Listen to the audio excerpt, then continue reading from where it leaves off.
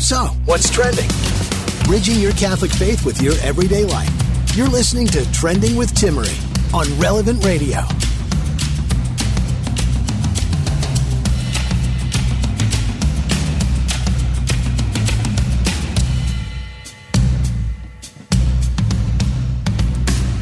Welcome to our weekly happy hour here on Trending every week. Pull up a drink, sit down, join us today.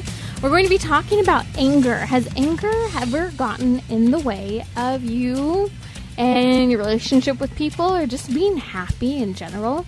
We'll talk about anger. We'll talk about confidence. We'll also share with you about the Walk to Mary, the annual Walk to Mary in Wisconsin. And joining me in just a little bit will be Father Rocky, our executive director here at Relevant Radio. We'll also discuss what you can do by being confident and how this will help your children, how they act, how they dress. But before we go there, I saw some really neat photos of the restoration of Notre Dame Cathedral. You may recall a few years ago there was a massive fire that destroyed parts of the cathedral, and there was kind of a contest of designers and architects from all over the world who had the opportunity to submit their plans in order to reshape and redesign the cathedral. And now it's finally underway, our beautiful Catholic history there in Paris. So if you want to see photos, I threw that up on social media that you can check out. And I want to talk, though, today about anger in relation to happiness. So often it can be something that just kind of fizzles and simmers in our lives, and it fizzles out and then it simmers up again. So let's talk a little bit about what is it. And first, though, is anger okay? Is it okay to be angry? Did you know that it's actually okay to be angry if it's a certain kind of anger? So anger should always follow reason, according to St. Thomas Aquinas. So if you're angry, your anger has to be reasonable. Now that means if your anger is reasonable, it means it should be praiseworthy. So anger is essentially a desire for revenge, but in the right way. When it moves against vice, when it moves against what is not good, essentially. So it's supposed to be connected, we could say, to the gift of the Holy Spirit when you think about it, because one of the 7 gifts of the Holy Spirit is fear of the Lord.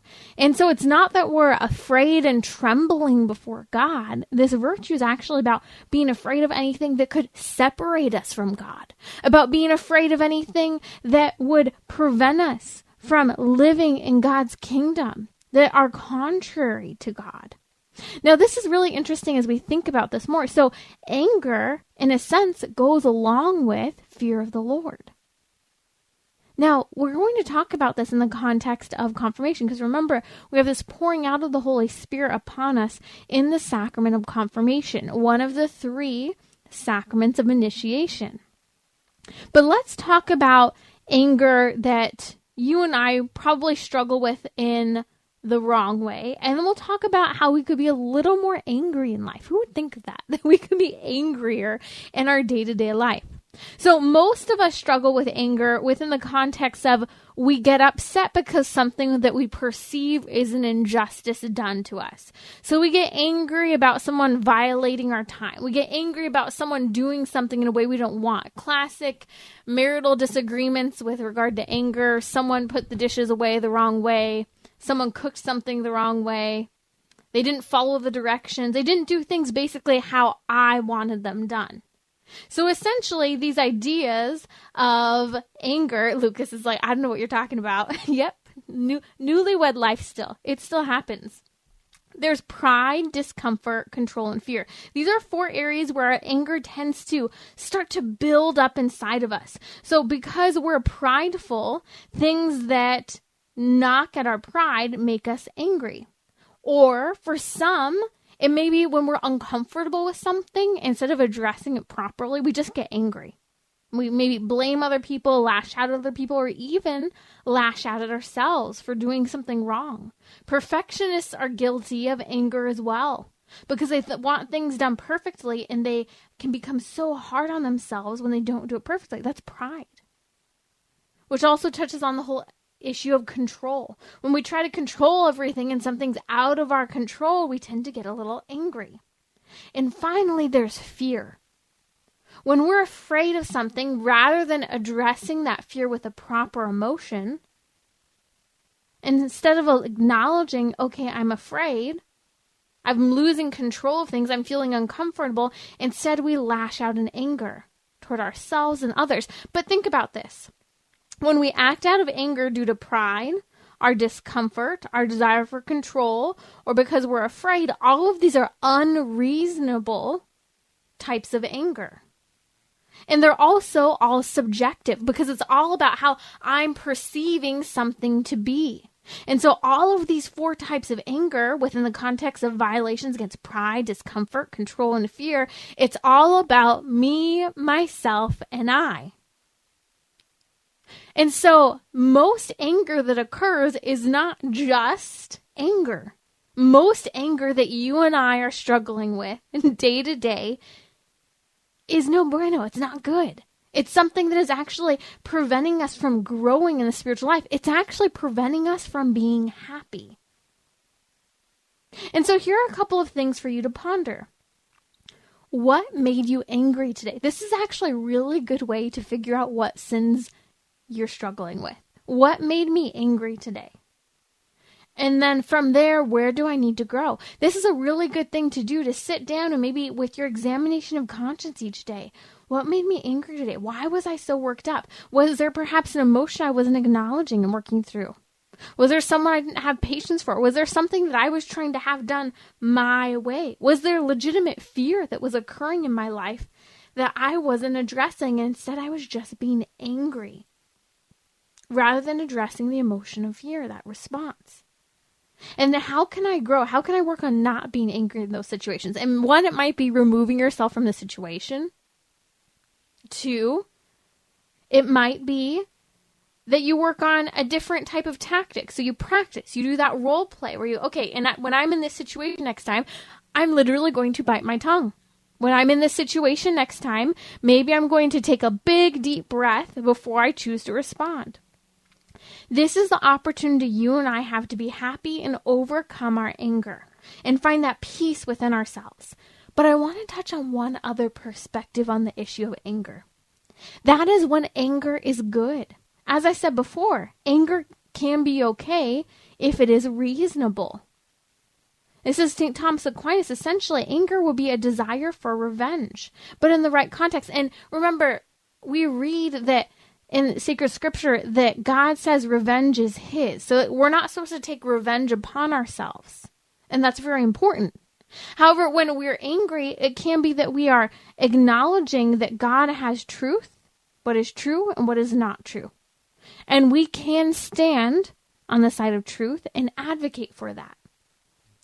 And so this relates to the idea of confirmation, that 3rd sacrament of initiation. Confirmation affirms the mission of Christ in our life. And so one thing that we can ponder is the opposite of anger is actually, as St. Thomas Aquinas refers to, unreasonable patience.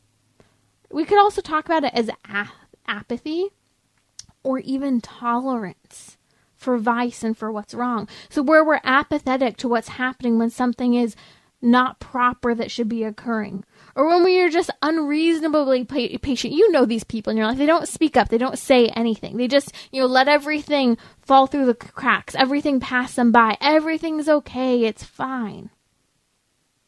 So we could actually ask the question, with regard to proper anger, am I angry about those things such as vice and evil in the world?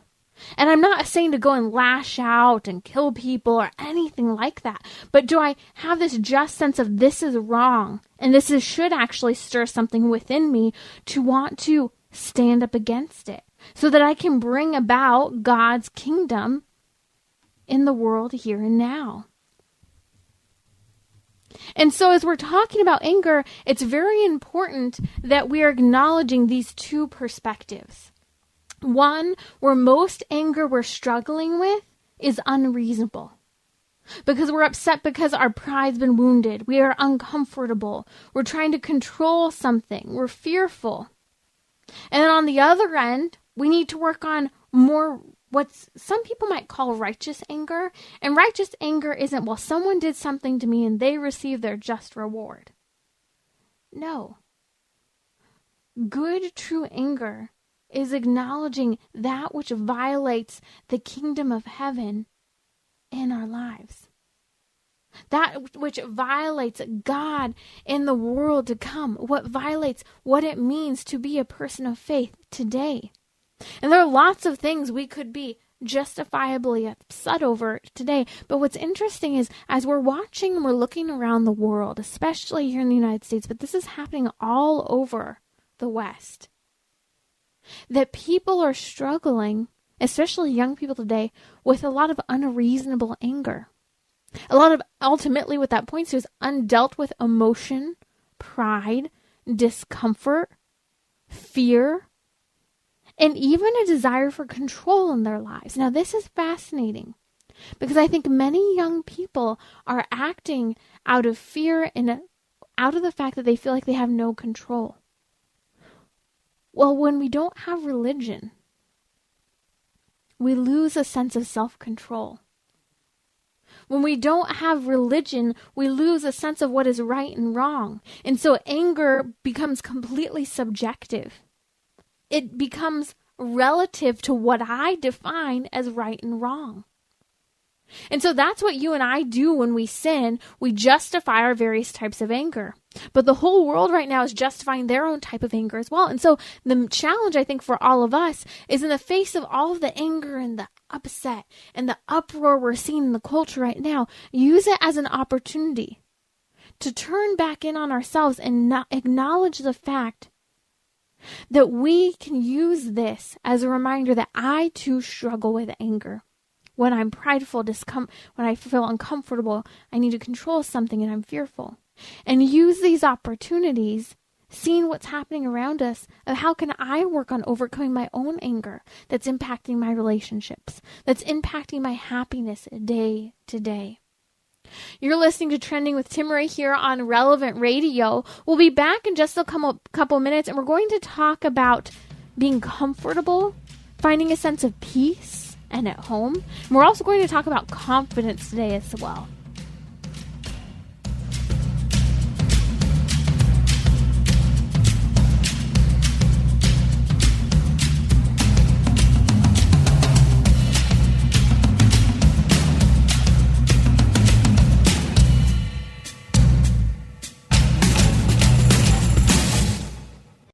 Catholic Order of Foresters is proud to sponsor the Relevant Radio studio line. For information about employment opportunities and flexible premium life insurance plans, visit relevantradio.com/forester. Bridging your Catholic faith with your everyday life. You're listening to Trending with Timmerie on Relevant Radio and the Relevant Radio app.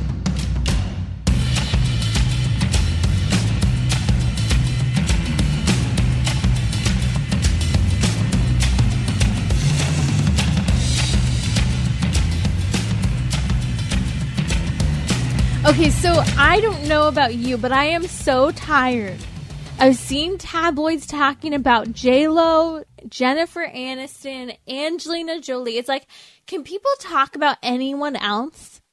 It's like we are obsessed with these people. And so here I am talking about J-Lo, okay? So you're joining our weekly happy hour here on Trending. And as I was thinking about it last week, the tabloids kept talking about how J-Lo's going through another separation. She's no longer engaged to Alex Rodriguez.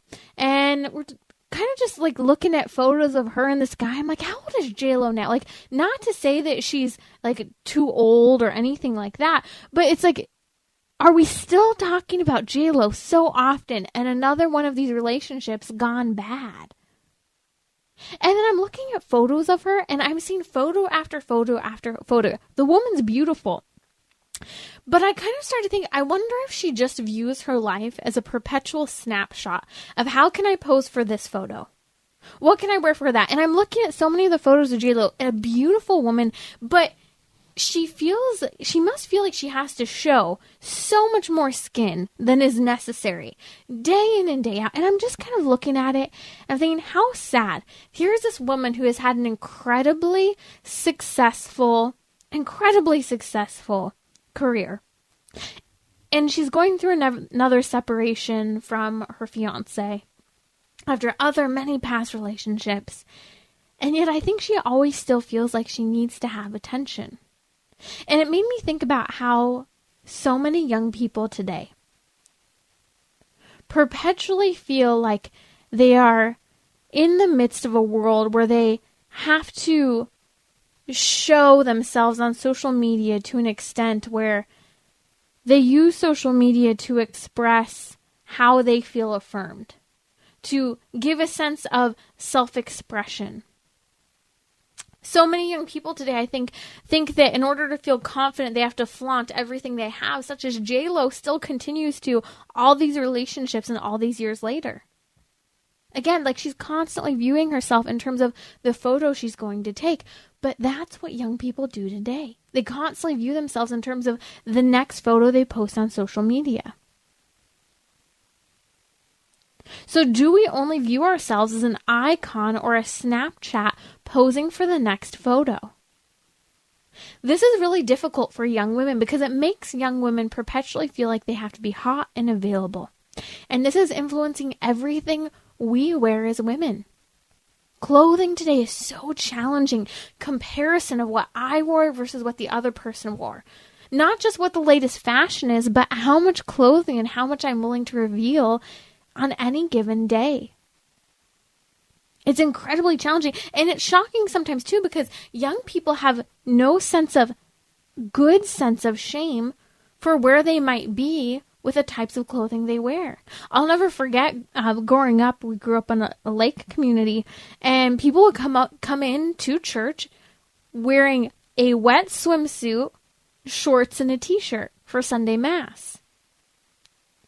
And I remember just saying, and I'm not sitting here trying to be judgmental, I'm not. That's not what I'm trying to say. But what I am saying is that we've lost a sense of what's appropriate to wear to the right places.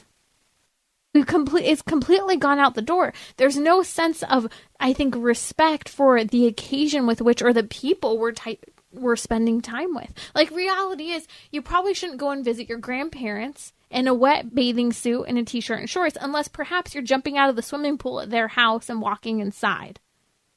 But you wouldn't show up to their house wearing a wet bathing suit, shorts, and a t-shirt with big wet marks on it. And so I'm thinking about this, and I'm thinking about how there's so much pressure for young people today to constantly pose for the next photo, to be that snapshot in the world. And I was reading a blog by Mary Jo Gerd.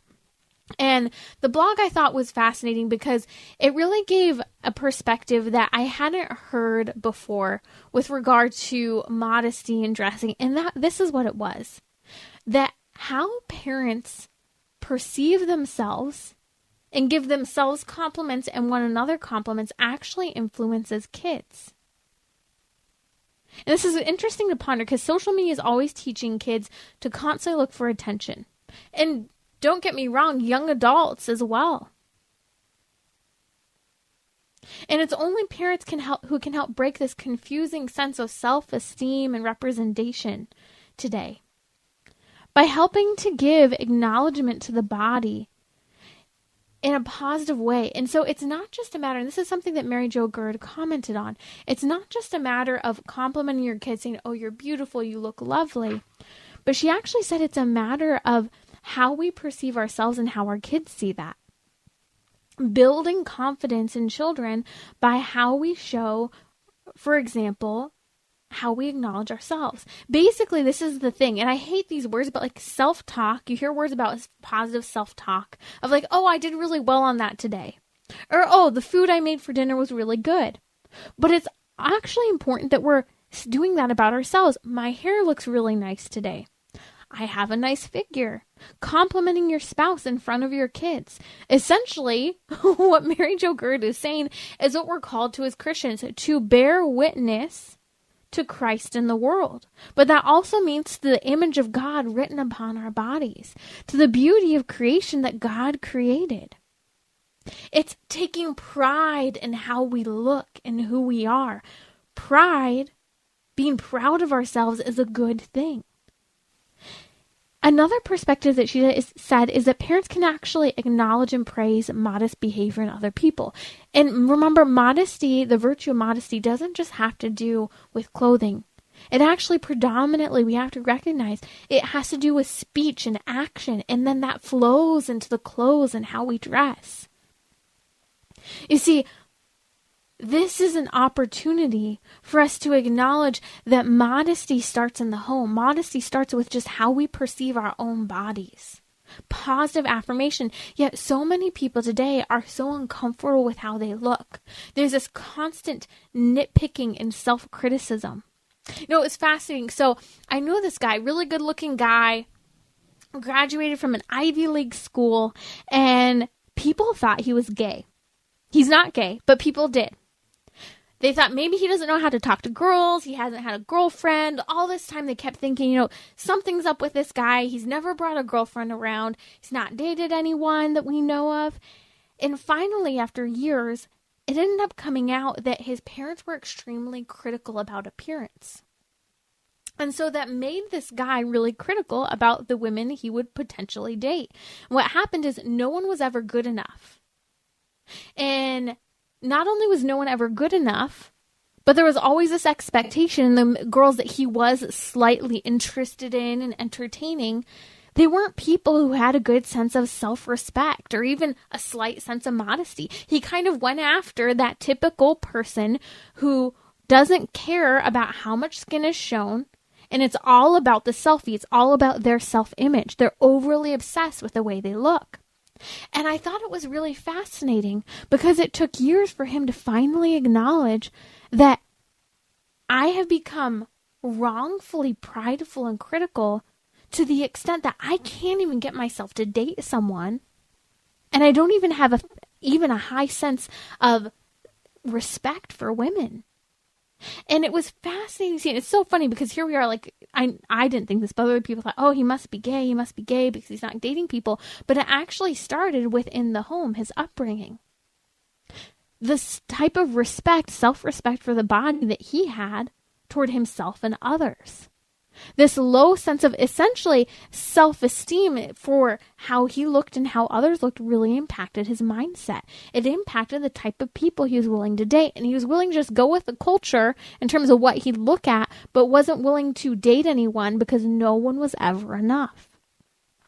And how sad is that? Because that's the impact on a man. But what's the impact on a woman when the world tells you have to be hot and available? And then here we are. From a parental perspective, there's criticism for the way every single person looks. It can create a lot of confusion about what it means to have a body. Now, this is where we come back. It's fascinating. We've been seeing this transgender craze and trend in the culture today of a lot of young women rejecting their bodies, trying to wear boys' clothes, trying to act and move like boys. For a lot of girls, it starts around the age of puberty because there's this disacknowledgement of their bodies. They want to hide from their bodies. And I think it's because so many young women hate what they have being offered to them in the culture. They have to be perpetually hot and available.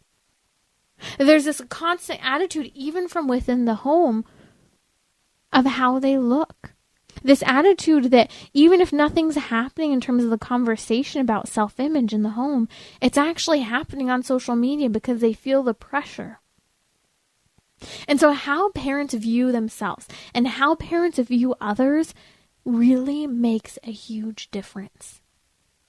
And the more often we can help young people see that we're confident in ourselves, the way we dress, the way we compliment and acknowledge others, it's so important. And this brings me to this idea, especially during our happy hour, that there are a lot of people who we see are uncomfortable, unhappy with where they're at in life. And they're hiding behind a mask, as I would say, of a snapshot. And this brings me back to J-Lo. Here she is on another relationship, another engagement gone wrong. I heard supposedly she's on to her next boyfriend already. And I keep looking at all these photos of her from the various movie shoots and everything that she's done from her music. And I think that deep down inside, J.Lo, like so many other people, want to feel accepted and loved and respected, but they think that the way to do that is by getting attention by how they flaunt their bodies. And so we have this challenge today to take back our happiness and take back our confidence and not just allow our lives become another snapshot for someone else to view and to judge, but for us to be comfortable and confident where we are at in our own lives today. You're listening to Trending with Timmerie here on Relevant Radio. Father Rocky, our executive director here at Relevant Radio, is joining me to talk about joy in serving. But before we talk about how service has changed his life and how it's been fundamental to mine and how it can transform yours, I want to talk about this Walk to Mary coming up here just in less than a couple weeks. We're promoting it here at Relevant Radio. Father Rocky, you've been to the Walk of Mary. It's totally new for me to hear about. Share with us a little bit about the walk. Hey, great to be on your show, Timmerie. So every year on the first Saturday in the month of May, and now this has been close to 10 years now, maybe 8 years, we promote a one-day walking pilgrimage from the National Shrine of St. Joseph, which is located at the old Church of St. Joseph on the campus of St. Norbert's College in De Pere, Wisconsin, on the Fox River, which leads into Green Bay, Wisconsin. I know we have listeners all over the country who maybe they've never been there before, but maybe they could imagine it. And we walk all day out to a shrine, a very simple and peaceful shrine of the Blessed Mother, which until recently was almost completely unknown except for the local people, who are pretty much descendants of Belgian Catholic farmers who came to that part of the Midwest in the 1840s, 1850s, and 1860s.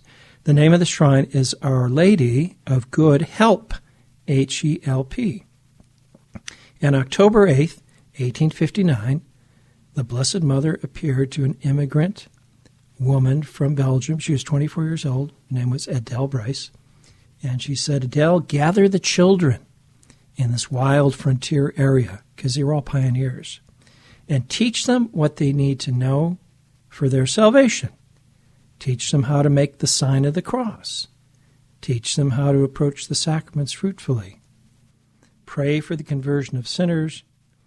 Go and don't fear anything. I will help you. 12 years later to the day when the city of Chicago burned down, and you've heard of the Great Chicago Fire, haven't you? I don't know a lot about it, no.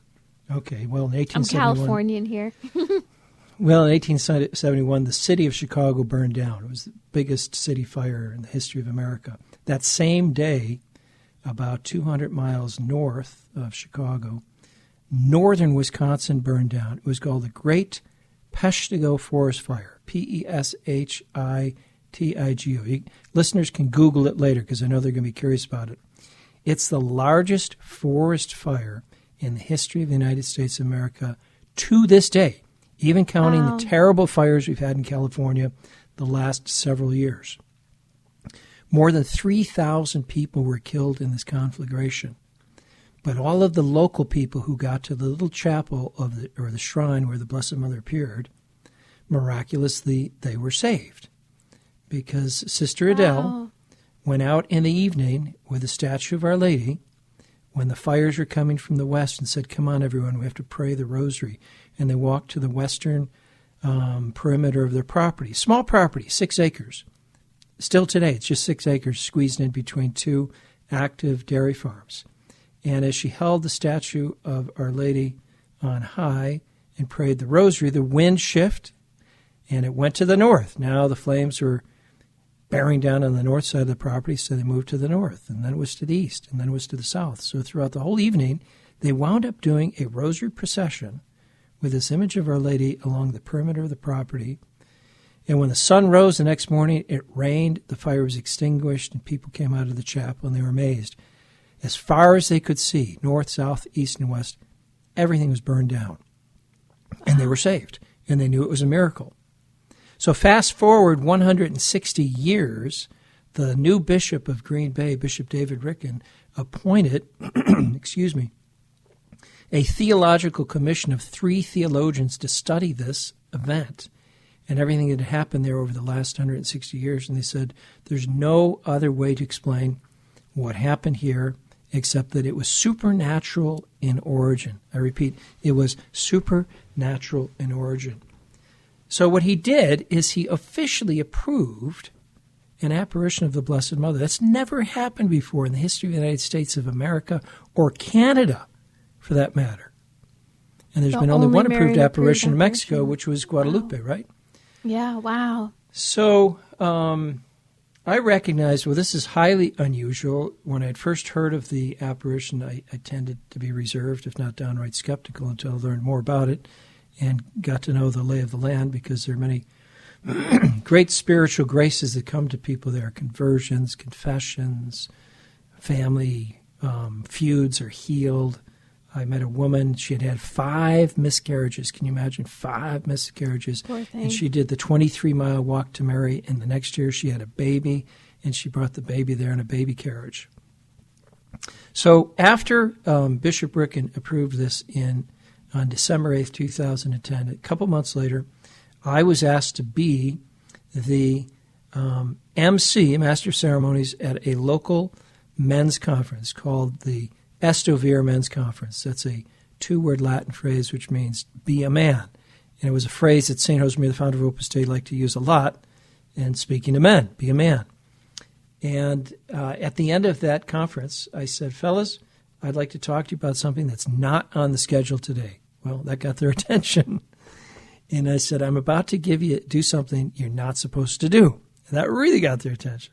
I said, I have an idea, and I'm not taking ownership for it. I just have an idea, because I don't have time to do this. But somebody needs to organize every year a 1-day walking pilgrimage from downtown Green Bay out to the Shrine of Our Lady, just like they do in Poland, just like they do in France to Lourdes, Poland to Czestochowa. Well, I'm sure it's the Holy Spirit's idea. It's not a brilliant idea. They do it everywhere, right?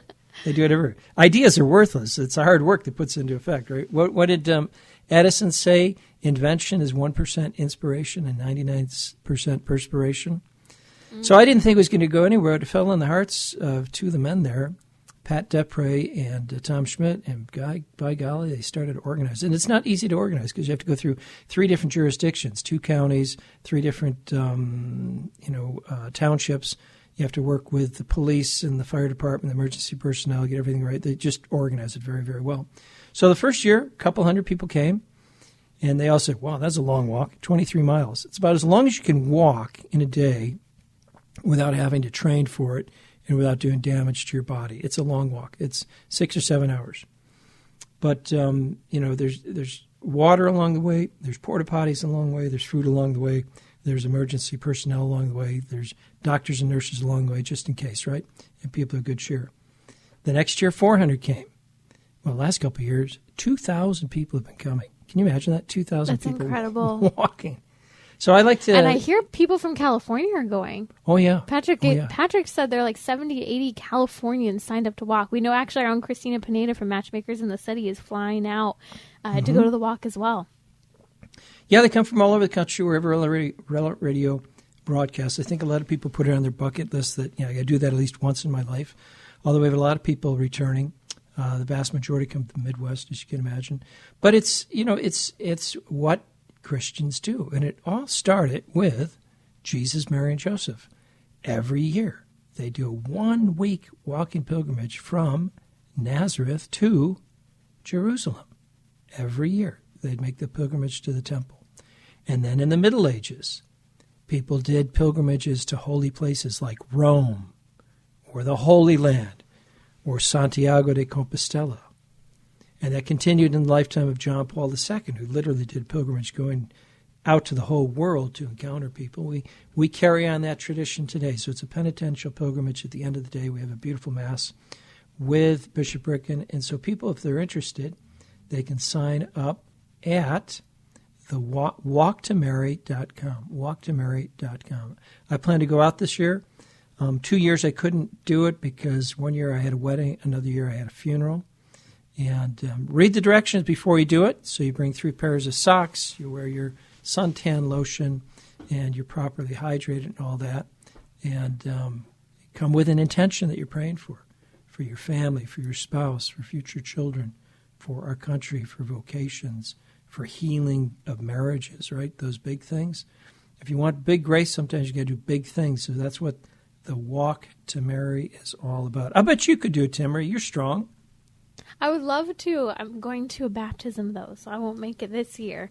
All right, we'll put it on your calendar for list. 2022. Yeah. So check it out, walktomary.com. We'll post the link on social media in the show notes as well. But this is a really neat opportunity for a pilgrimage. I know so many people, Father, are skeptical about traveling abroad this year as they're starting to look at taking vacations. And you have a couple weeks, even if you don't make it to the walk, you can at least head over to the shrine. What an incredible opportunity. It's the only approved Marian apparition in the nation. And I think that that's an opportunity for us to ponder, instead of taking perhaps the fancy vacation that many people ponder, this is an opportunity, especially for kids, to walk, to learn about Our Lady, to learn about taking a pilgrimage, taking, the time and the challenge of such a walk. And I know actually a lot of kids, I heard that 5 people in wheelchairs will actually be doing the 21-mile walk, wheeling along with the rest of the participants this year. I believe it. We have a friend here in Green Bay. Her first name is Pat, and she is legally blind, and she's getting up there in age, and she'll tell you. And she's done it year after year after year. It's just amazing. So you can do all 23 miles, but if you say, "No, I don't think I can do that," Drew says that, "Father, I can't do 23 miles." Well, then you can do 14. Or you might say, "I don't think you can do 14." Drew will tell you that. "I can't do 14." You can do 7. And if you can't do 7, you can be in the kids' brigade. They do 2 miles. And you get the kids out there in the carriages and the strollers. So I would ask our listeners, at least pray that we have very fine weather that day. Amen. Because that time of year, early May, this time of the country, it could be beautiful weather, sunny and 75 degrees, or it could be miserable, right? It could still snow. So every year we've had great weather. But I would encourage people to, every year, wherever you are, because I know out in San Francisco, I think it's Father Elo's parish, they're organizing their own Walk to Mary. And I think this is going to spread. So it'd be like on the first Saturday of May, all over the country, the Christians kind of go on pilgrimage to some shrine of Our Lady in their area in honor of the Blessed Mother, a walking penitential pilgrimage. And I think this is a very special day to take this walk. It's the feast of St. Joseph the Worker. And so often we take for granted work, or we regret it. We have the wrong perspective with regard to work. And so doing a challenging 21-mile walk as part of our faith is, I think, the opportunity to put into perspective that our faith requires that we do something. It takes work. And I love how you mentioned it as a penitential act. Well, honor St. Joseph by honoring the Blessed Virgin Mary. Make this a prayer, especially on this special feast day this year. If you want to learn more to walk, you can head over to walktomary.com. We'll post on social media as well. We'll be right back here in just a couple minutes with Father Rocky, our Executive Director of Relevant Radio, and we're going to be talking about joy in serving, how you can serve and how it will transform your day-to-day life, but also the lives of others. Timmerie will be right back. You can reach her on Instagram and Twitter at Timmerie. That's Timmerie.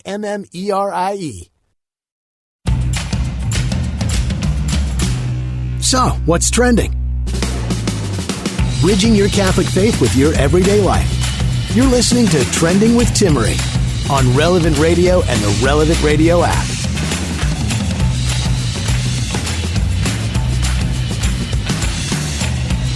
We're back during our weekly happy hour here on Trending, and I was asking Father Rocky, what do you want to talk about when it comes to joy and happiness in your own life? And I love this theme, the idea of joy through serving. I had the opportunity to grow up in the pro-life movement and had many opportunities to volunteer or be voluntold growing up in a pro-life family. But it really built some of the greatest friendships and truly transformed my heart and my mind in terms of my attitude about faith, understanding what is good and what is not good in the world. We were talking about anger and just anger. The pro-life movement is one place where there's that justified anger, understanding that there's something going against what is right and just in society. And you can channel that through an opportunity to serve and volunteer. And so joining me now is Father Rocky, our executive director here at Relevant Radio. I'd love to hear why service, especially your priesthood, has brought you joy. So you teased out this question before the show. We've got the happy hour. Everybody likes a happy hour, and you want to talk about what makes you happy. And I thought, well, what makes anyone happy? What makes them happy is when they're serving and they feel needed and they feel appreciated. So I would ask Timmerie, as a young mom, when, for instance, you had your baby and you had to change the first diaper, most people think changing a diaper is awful business, but I'll bet it made you happy, right? I don't mind it at all. I don't. I bet you were happy. And Father, I'm one of those people. I've refused to babysit because I won't change diapers. In fact, the one time I did babysit, I hired my little sister for $5 to come with me, and she changed all the diapers and she took the kids to the bathroom. So now you change diapers because you're a mom, right? I do. Only my kids, though. Yep. Well, I can tell people, you'll get a kick out of this. Being the youngest of 8 children, I have never changed a diaper in my life. And people say, well, Father, what would you do if you had to babysit a kid? I said, I'd call 911. We know this one couple, Father, and I think the family had about 10 kids. They went to church with us. Kindest family. And the husband used to brag that he had never changed a diaper in his life. And this is like 30 grandkids later, 10 children, and he never did. I'm like, I don't think you should be bragging about that, man. No, I don't think so. Not. I'm sure there are other good redeeming qualities about him. But seriously, that's what makes us happy, is when we're serving and we're making a contribution and we feel needed and we feel appreciated. And often that is the pathway for people to get out of depression. It's a pathway to get out of addictions or whatever they might be, right? To pitch in and serve people. And that's why, I'd like to remind people about the 7 corporal works of mercy. Jesus speaks about them in the closing chapters of the Gospel of St. Matthew. So what are the works of mercy, corporal works of mercy? The word corporal means it helps your body, like corpus in some way. So the first one is to feed the hungry.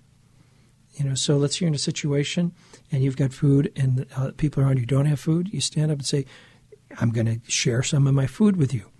You immediately feel joyful that you can do something for somebody else.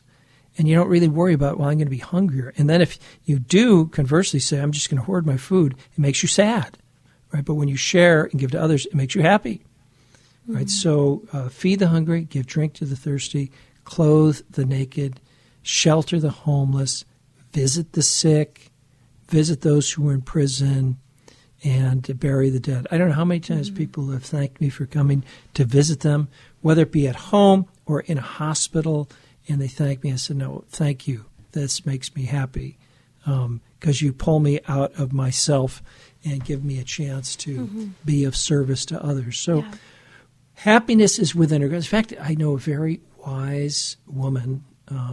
She's now in her 80s, and her husband has passed away.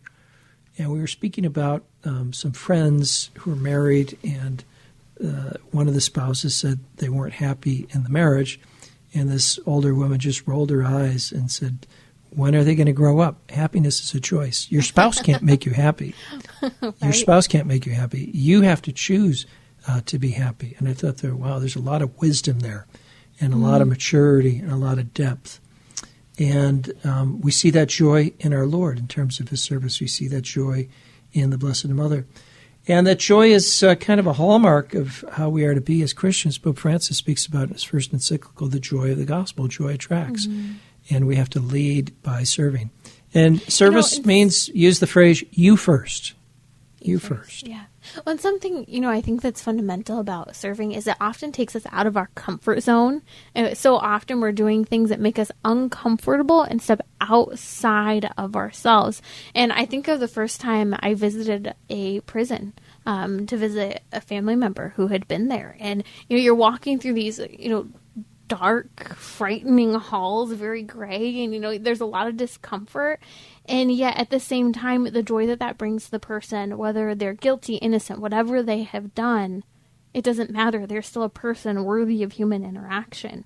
And, I've thought about that for many years, and some of the areas where I struggle, I'll be the first person to say I've struggled, Father, with, for example, going and doing food kitchen work, going to a soup kitchen. You feel frustrated. It's so easy to be judgmental of like why this person is here, how they're dressing. Last time I went, I remember there were a lot of people who identified as transgender at the soup kitchen in California. But it doesn't matter. Even if it makes it uncomfortable, other people have a need, as you said, to be needed and appreciated. Even if it's someone who you wouldn't necessarily agree with in day-to-day life, it challenges you and gives you a mission to love other people. I remember hearing the story of a young woman from the United States of America who came from a rather privileged background. And she went to Calcutta to work with Mother Teresa and her nuns. And she was assigned to take care of the sick and the dying. And some of the work that she was asked to do would be what you would call very unpleasant, right? As unpleasant as washing bedpans. Mm-hmm. And after about a week in the situation, she approached Mother Teresa and just had a look on her face, just a glow, just a joy, just a happiness. She said, Mother, I found Jesus. Wow. And Mother Teresa said, where did you find Jesus? She said, I found him in the room for the dying. Mm. And she said, go and stay with Jesus in the room for the dying. What this woman had experienced at some level was a complete and radical transformation and freedom, where her concern was no longer for herself, but for the others. And that's where true joy comes from, in serving and in family life. And that's where service begins, in family life. Right? So in the house, we've got to be careful using the word mine, like that's my side of the room, or that's my chair in front of the TV, or those my leftovers, or my side of the garage. In marriage, you've got to be very careful about using the word mine. In my book, Marriage Insurance, which I hope we re-release this year, say that 7 times fast, I hope we re-release this year, one of the subjects is never use the 4-letter word mine, right? Because that brings division. And many people say, "Oh, that's too much. You're way too radical." Well, it's no more radical than what Jesus calls us to do, to lay down our life for the others. And then, there are going to be days when you're tired and things go wrong and you could be in a bad mood. And what we have to do is kind of overcome ourselves and put on a joyful face to serve the others, right? Mm-hmm. To serve the others, and then take that to our prayer and ask our Lord to give us that grace, not to worry, not to fret, but to have hope in Him and to spread that joy to the other people. Mm-hmm. It's interesting. We were talking about anger earlier, and Lucas just pointed out, we were talking about anger when we feel violated. We tend to lash out in anger. If someone has made us uncomfortable, if someone has bruised our pride, if we're fearful. And so I think that this idea of mine, often we say things are ours because that's what's comfortable. And what's sad is that so often I think we're afraid of growing beyond our comfort level. And so service, especially beginning within the home, is an incredible opportunity to step outside of this self-control, this possession of everything, and start to open up our hearts, our minds, and especially I think it allows us to open ourselves up to God as well, to do more in our lives. I knew of this very successful and wealthy man from the city of Fort Wayne, Indiana, and kind of his motto, everybody knew it, his motto was whoever has the most wins. And this guy had a lot of stuff. He had a mansion on the French Riviera. He had a ski chalet out in Vail. He had a couple of jets. He had some big businesses. But and many times people kind of act that way and behave that whoever has the most wins, but he wasn't a happy person. I think our motto as Christians should be whoever serves the most wins. Whoever serves the most wins. And it could be manual service around the house. It could be the service of taking time to listen to people. It could be the service of being generous with our time and our things with other people. But that's where we really discover it. Now, at the same time, you can say, well, if I'm always doing that, I'm going to wear myself out. Well, we do need our rest, and we do need to eat well. Because when the body is healthy, the soul dances. Did you ever hear that one? Mm-hmm. When the body is healthy, the soul dances. So the two go together. body and soul. We have to take care of ourselves. And sometimes we just have to have the humility is, I'd like to help you, but I'm exhausted. I'm going to bed. I'll pray for you, and God will take care of you. All right? And sometimes all you can do is all you can do, and all you can do is enough. And when you're talking about service, sometimes it's easy for us to chase opportunities to serve outside of our responsibility, and we forget that right in front of us there are so many opportunities. Mother Teresa has been criticized for that comment that she made where she said, go home and love your families. And she was emphasizing that service starts at home, and then from your home, love your neighbor. Don't just go and try to change the whole world right away. Start right where you're at with those who are in your home, who you're responsible for. A lot of wisdom there. Mother Teresa. God bless her. Yep, a lot of wisdom there. Well, Timmer, you're doing a great job on the show. I enjoy listening to your show. I get a chance to listen to sometimes when I'm in traffic in Chicago, sometimes in Milwaukee. I listen on the FM stations. And you're on 185 stations across the country, trending with Timber. Isn't that fabulous? Praise God. It's been a fast year. We came up on our 1-year anniversary here on Relevant Radio. Yep. Father Rocky, thank you for joining us. Again, if you want to join the Walk to Mary, check out walktomary.com. We'll post links on social media. That's Father Rocky, our executive director here at Relevant Radio. I'll be back tomorrow. Perhaps you have a teenager who says they're pro-abortion and you're baffled. You don't know what to do? We'll talk about it here on Relevant Radio and so much more. So I'll be back with you on Tuesday.